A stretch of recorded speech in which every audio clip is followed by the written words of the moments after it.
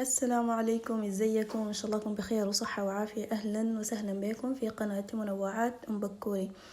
بما انه العيد قرب وكل عام وانتم بخير. ينعاد علينا وعليكم كده باليمن والخير والبركات ان شاء الله.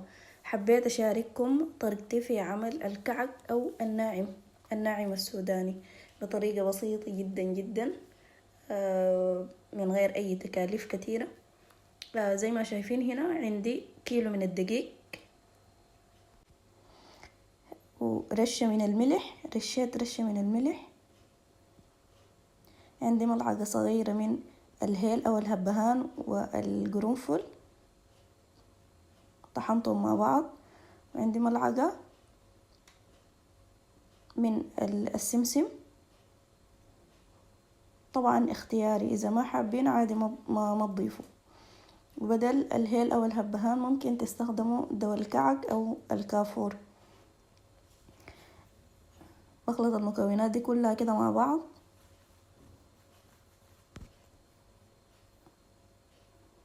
زي ما شايفين كده. بعد ذاك بجي بضيف كوبايتين من السمنة. الكيلو بياخد كوبايتين من السمنة.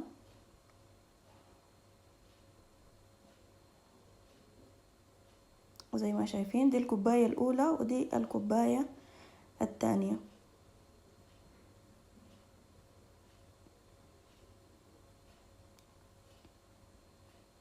كده زي ما شايفين بجي بخلط المكونات دي كلها كده مع بعض.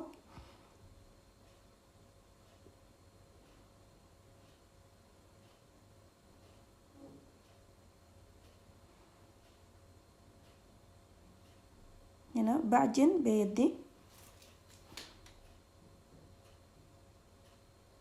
زي ما شايفين. هنا دي العجينة، علشان انها تكون متماسكة معي العجينة بضيف ملعقتين كبار من الحليب.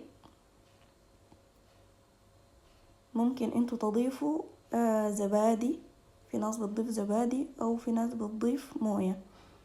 انا هنا ضفت ملعقتين كبار من الحليب وبرجع بعجن تاني.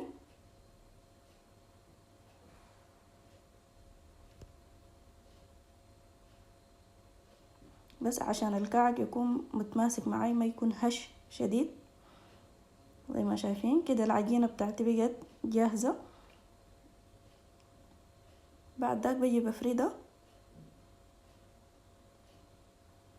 زي ما شايفين بفرد بيدي عادي.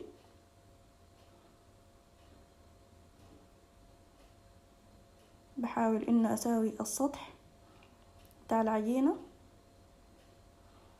وبحاول انه اخليها ما تكون سميكة شديد. بعد ذاك بجيب القطاعة بتاعتي، القطاعة الدائرية. ممكن تعملوا نجمة او قلوب او اي شكل انتوا حابين.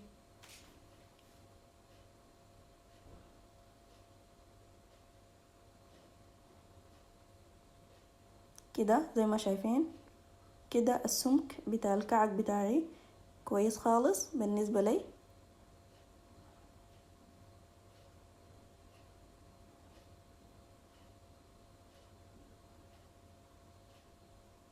كده وبقوم برصها في الصينية اللي بدخلها الفرن.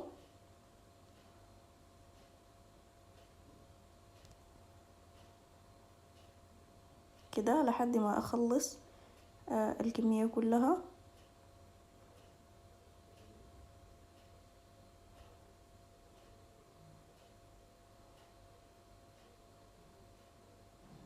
بالطريقة دي.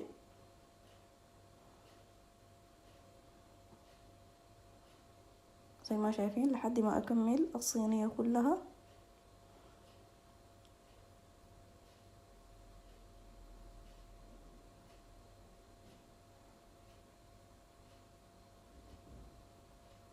زي ما شايفين كده.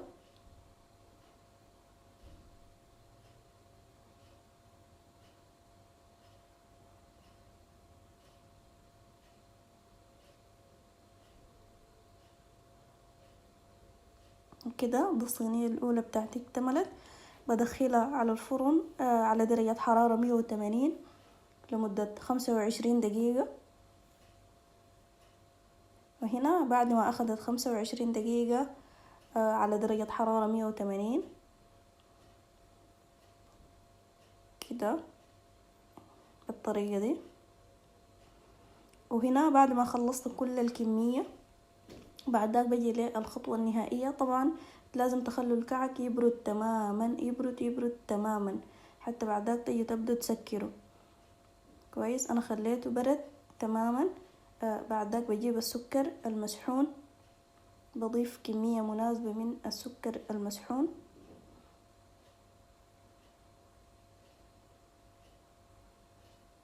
زي ما شايفين كده. انا الكعك ده عملته بالليل وجيت سكرته تاني يوم الصباح، يعني لازم تخلوه يبرد كده زي ما شايفين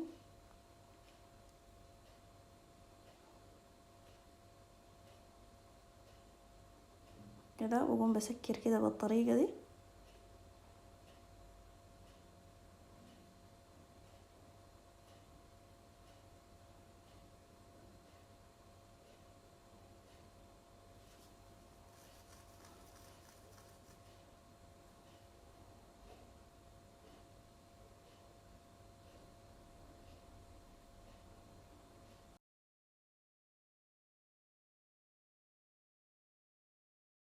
كده زي ما شايفين. وبكده بنكون خلاص خلصنا وصفتنا لليوم.